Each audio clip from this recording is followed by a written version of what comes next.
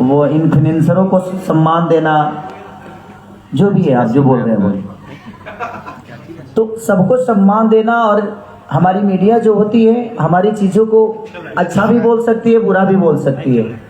तो ये तो कहीं ना कहीं समाज की आईना है आप सब, और ये हमारा सौभाग्य है कि हम आप सबके सामने कुछ बोल पाते हैं। ऐसे हमारी क्षमता तो कुछ नहीं है, बस हम एक कलाकार हैं, और कलाकार के नाते मैं अच्छा गा सकता हूँ, अच्छा बोल तो नहीं सकता। मैं अच्छा गाने की कोशिश भी करता, अच्छा गाता भी नहीं मैं। हमारे भोजपुरी में बहुत सारे सिंगर हैं जो मेरे कंपनी पे आजकल कुछ ज़्यादा ही काम कर रहे हैं। क्योंकि देखिए देखा जाए तो शुरुआत सारे का मतलब खेसारी से हुआ ना, और खेसारी की कंपनी पे आजकल नए नए लोग आ गए हैं ज़्यादा। ये मस्ती था यार, इसको प्लीज़ कंट्रोवर्सी मत कर देना आप लोग। ऐसा नहीं है, हम एक कलाकार हैं, और कलाकार के लिए कोई भाषा मायने नहीं रखता, कोई कंपनी मायने नहीं रखती, कोई जगह मायने नहीं रखती, कोई जिला मायने नहीं रखता, कोई देश मायने नहीं रखता। हम अच्छे गाने की कोशिश करते हैं, हम अच्छा कंटेंट आप सबके बीच में देने की कोशिश करते हैं, ताकि आपका हम भरपूर मनोरंजन करा सकें, आपको कभी ठेस ना पहुंचे हमारे बातों से, हमारे संगीत से, हमारे गाने से। और इसमें सारेगामा का बहुत बड़ा योगदान है कि आज इस लेवल पे सिनेमा का मुहूर्त नहीं हो पाता है। इस मुहूर्त पे ऐसे माहौल में कभी हमने सिनेमा को, इधर मेरा एक सिनेमा आया था बहुत बढ़िया चला, उसको पे ऊपर हम लोगों ने मेहनत डोली सजा के रखना, तो उसमें हम लोगों ने मीडिया का सहारा लिया, क्योंकि मीडिया बहुत बड़ी ताकत होती है किसी भी चीज़ के लिए, चाहे वो नेता हो, अभिनेता हो। दुनिया में अगर अपनी बातें रखनी है तो मीडिया सबसे बड़ा जरिया है। आप लाइव आकर कितने लोगों को बता सकते हो, लेकिन मेरे कहने का मतलब कि मीडिया एक ऐसी स्तंभ है, और हम सबको मीडिया का स्वागत करना चाहिए। और मैं मीडिया से भी यही रिक्वेस्ट करूँगा कि आप लोग भोजपुरी के सिर्फ अश्लीलता के बारे में मत पूछा करिए। बिल्कुल सही। जब अच्छाइयों के बारे में पूछिएगा ना, तो शायद हमारे जीवन में सिर्फ अच्छा ही होगा। हम बुराइयों को पूछकर इतना पूछ देते हैं कि दुनिया बुराई के तरफ ही भागती है। जो गाने हम नहीं सुनना चाहते हैं, जो हमारे लोग नहीं सुनना चाहते हैं, जो लोग नहीं जानते हैं, उसको भी हम सर्च करके और उसी गाने के बारे में पूछ पूछ के उस गाने को हम सब्सक्राइब में ला देते हैं, उसको व्यूवर ला देते हैं। तो मैं सबसे रिक्वेस्ट यही करूंगा कि अगर एक बुरा होता है तो 75 अच्छी चीज होते हैं। तो आप लोग अच्छी चीजें पूछिएगा, अच्छे के बारे में पूछिएगा। तो रावण तो एक ही था, लेकिन रामायण भगवान मर्यादा पुरुषोत्तम श्री राम कहलाए, तो सिर्फ एक रावण के मारने से नहीं कहलाए। वो उनके जीवन में बहुत सारी रास्ते में घटना घटी, चौपाइयाँ बहुत है रामायण में, खाली रावण का पकड़ के तुलो चलता रहा। तो मैं अपनी मीडिया, जितने भी हमारे मीडिया कर्मी भाई हैं, मैं सबसे यही रिक्वेस्ट करूंगा कि सिर्फ रावण को पकड़ के मत चलिए। रामायण सिर्फ रावण से नहीं थी, उसमें रिश्ते भी दिखाए गए हैं, उसमें बहुत सारी चीजें हैं। अगर हम एक गाना गलत अगर गा देते हैं तो मुझे लगता है कि 40 को तो भजन गाते हैं, तो उस भजन के बारे में भी पूछिएगा तो दुनिया को समझ में आएगी कि नहीं, हमारे भोजपुरी में गंदे चीज नहीं होते हैं। क्योंकि आप जब गंदा पूछते हैं ना, तब पूरी दुनिया और बाकी स्टेट के लोगों के दिमाग में यही होता है कि भोजपुरी में सिर्फ गंदा ही होता है। तो मैं सबसे, आप लोग मेरे गार्जियन स्वरूप हैं, मैं सबसे रिक्वेस्ट यही करूंगा कि किसी भी आर्टिस्ट या कहीं भी किसी से कुछ सवाल करिए तो अच्छाई के बारे में ज्यादा करिए, गंदगी को आप खुद डिवाइड करिए, ताकि गंदा दुनिया ना सुने।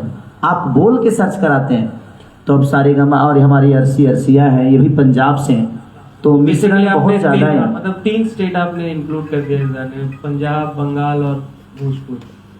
मैं क्या बोला, संगीत के लिए कोई स्टेट मायने नहीं रखता, कोई भाषा मायने नहीं रखता। हमें अगर अच्छा करना आता है तो हम कहीं भी जाकर काम करते हैं। का पाकिस्तान के लोग हिंदुस्तान में काम नहीं करते हैं, करते हैं ना, तो उस कलाकार है। कलाकार की कोई जाति नहीं होती, कलाकार का कोई धर्म नहीं होता, कलाकार का कोई सीमा नहीं होता। और 2 चीजें ऐसी है कि जो क्लियर होती है, एक मीडिया जो निष्पक्ष अपने जीवन में चलाती है दुनिया की खबर, उसके लिए कोई जाति प्रथा नहीं है, और एक कलाकार जो निष्पक्ष अपने कला के बारे में बात करता है और अपने कलाकारी से दुनिया को अपना बनाता है। तो सारेगामा कंपनी में जब भी हम लोग कुछ करते हैं तो हमें एक त्योहार की तरह लगता है। और बंधु 3 दिन, ये गाना बहुत पॉपुलर पहले का गाना है और सारेगामा का कंटेंट था, और मैं इसको गा रहा था एक दिन, तो बाबा ने ही बोला, क्योंकि ये जौहरी टाइप की इंसान है, ये जब भी आते हैं तो जब पहली बार मिले थे तो मैं आप लोगों को सच्चाई बता सकता हूँ यहाँ पे, नहीं चलेगा, सच्चाई बता सकता हूँ। बद्री झा पहली बार जब मिले थे ना, तो मैं इनको बहुत अवॉइड कर रहा था। क्या सारेगामा लेके आ जाते हैं, कुछ भी मतलब का। लेकिन जब मैं इनके साथ काम किया तो इनके अंदर बहुत कुछ है करने की।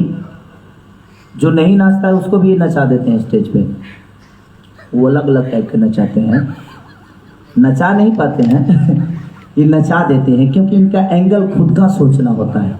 जो नहीं नाचने वाला है उसको भी ये नाचते हुए दिखाते हैं। रीजन, खेसारी नहीं पहनने वाला है, इसको भी पहना देते हैं ये। तो आपका विजन जब क्लियर होता है ना, तो दुनिया का कोई भी कलाकार खूबसूरत दिखता है। हमारे भोजपुरी में बहुत सारे कलाकारों के साथ इन्होंने काम किया और इन्होंने सब पे वही काम किया जो खेसारी पे किया। ऐसा नहीं कि इन्होंने सौतेला व्यवहार किया कि उनके लिए कुछ और किया, इनके लिए कुछ और किया। जो जितना कर सकता है और जिसकी जितनी क्षमता है उस हिसाब से इन्होंने उसको प्रेजेंट किया। तो ये एक कंपनी की सबसे बड़ी खासियत होती है कि जो हर पूरे परिवार को एक समझता है, वो परिवार कभी टूटता नहीं। और आज इसीलिए सारेगामा कहीं ना कहीं आज दुनिया में अपना झंडा लहरा रहा है। भोजपुरी के क्षेत्र में सबसे आज ट्रेंडिंग में तो लगता है कि मुझे इनका कब्जा ही जैसे हो गया है, जैसे कि इन्होंने ट्रेंडिंग खरीद के ही रखा। एक होता है ना, ये तो प्यार है आपके दर्शकों का कि मतलब अभी 5 गाने ट्रेंड कर रहे हैं, इसमें से 4 तो आपके टॉप में। टॉप म्यूजिक में तो 10 है मेरे, नहीं मतलब सिर्फ सारेगामा के 4 हैं। तो मुझे लगता है कि एक होता है कि कभी कभी हम लोग जानते भी नहीं थे ट्रेंडिंग का मतलब क्या होता है। बट एक गाना मेरा जी से आया था, उसने पहली एक छठ का गाना था जो मेरा पहली बार ट्रेंड किया था, तो मुझे भी लगा ये नया प्लेटफॉर्म है क्या। तो पहली बार जी से मेरा ट्रेंडिंग शुरू हुआ और उसके बाद सारे भोजपुरी गाने, आज मुझे लगता है कि 15 गाने हम सबके भोजपुरी के होते हैं। तो ये गर्व की बात है कि हमारा भोजपुरी समाज और हमारे चैनल का पहला जो ट्रेंडिंग सॉन्ग था वो भी इन्हीं का था, जय जय शिव शंकर। उस ट्रेंडिंग सॉन्ग से सिलसिला शुरू हुआ है। चिंता मत करिए, जो भी आपके कंपनी पे बड़ा होगा वो मेरा ही होगा ऐसा नहीं है, जो बेहतर करेगा सबका। देखिए भाई, मैं कभी कभी मस्ती करता हूँ तो प्लीज यार कंट्रोवर्सी और से मत करना यार, नहीं तो मैं बहुत फंस जाता हूँ मतलब कि अपने जुबान के वजह से, क्यों हाँ थोड़ा सा टेढ़ा टाइप का हूँ मैं। तो आशीष जी आपको आपके पास भी है, थोड़ा सा बोल लीजिए ना, तो लोग बोलेंगे तो आशीष जी के साथ हम लोगों ने फर्स्ट टाइम काम किया है। तो इनका पहला गाना आया था नथुनिया, जो कि हमने रात में शूट किया था और दिन में हम लोगों ने बंदूक 3 दिन शूट किया था। मतलब आई थिंक मई जून था, गर्मी इतना ज्यादा था। तो आपका एक्सपीरियंस कैसा था हम लोगों के साथ, मतलब कि जो पहला गाना आपने शूट किया, टेक्निकली आपका पहला गाना है हमारे साथ। तो सबसे पहले मैं सो सॉरी, मेरा गला थोड़ा सा खराब है। अब मैं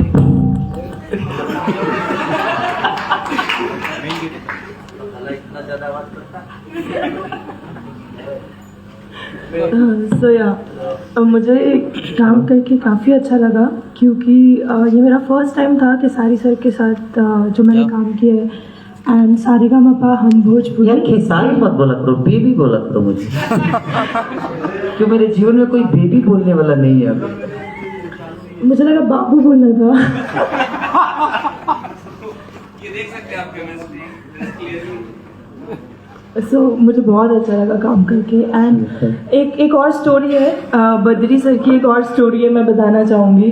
पहली बार मैं किसी सेट पे रोई हूँ, वो बद्री सर की वजह से। इन्होंने मुझे डांट दिया था, लास्ट का शॉट था, इन्होंने मुझे डांट दिया और मैं बोला हाँ मुझे डांट दिया, ओह माय गॉड। और मैं रो रही थी और फिर किसारी सर आए, उन्होंने मुझे गले से लगाया, मुझे चुप कराया, बेटा तुम हार्ड वर्क कर रही हो, तुम्हारा हार्ड वर्क एक दिन रिजल्ट लाएगा। सर आपको याद है? हाँ मुझे मेरे जीवन में हर चीज मुझे याद रहता है, लोग भूल जाते हैं। तो इसलिए मैं हमेशा कोशिश यही करता हूँ। देखिए खेसारी लाल के स्टेडम क्या है नहीं है ये मैंने नहीं रखता, सामने वाला कलाकार को अगर मैं अपने स्टेडम के साथ काम करूंगा तो शायद काम मेरा ही खराब होता है।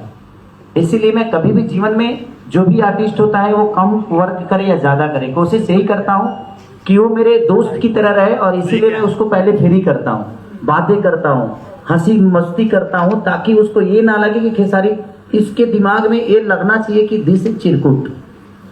ऐसा बिल्कुल भी नहीं था, चिरकुट तो कहीं पे चिरकुट नहीं, मतलब कि एकदम यार इसका कोई लेबल ही नहीं है। मैं अपने लेबल को उस इंसान के नज़र में पहले गिराता हूँ कि मेरा कोई लेबल नहीं है भाई, तू बिल्कुल निश्चिंत से काम कर।